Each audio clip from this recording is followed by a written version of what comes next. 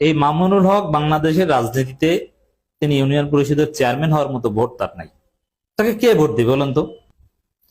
জামাত তাকে জামাতের তৈরিকৃত জায়গা মোহাম্মদপুরে নির্বাচন করতে দিয়েছে এবং জামাত জোটের সাথে ছিল বলেই মামুনুল হকের প্রতি একটা আলাদা আকর্ষণ তৈরি হয়েছিল। নইলে ভোটের রাজনীতিতে মামুনুল হকের কোনো আকর্ষণ ছিল না।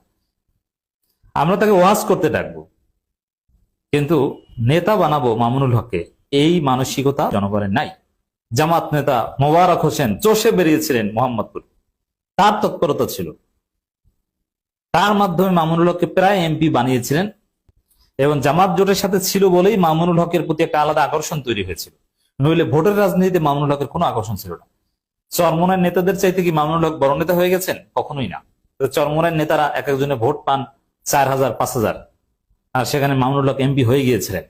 এটা জামাত তাকে এই পর্যায়ে এনেছিল এবং মামুনুল হকের দলের 2 জন এমপি নির্বাচিত, জামাত বানিয়ে দিয়েছে। একজন মহিলা এমপি দিয়েছে জামাত, না দিলে কিচ্ছু করার ছিল না।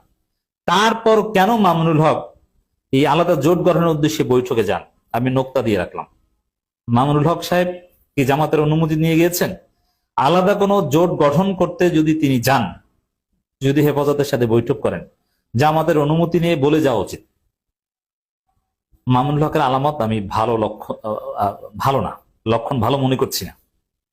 এবং মামুনুল হকের যে ভূমিকা, এটা সন্দেহজনক এবং এটা জোট ভাঙার একটা ষড়যন্ত্র।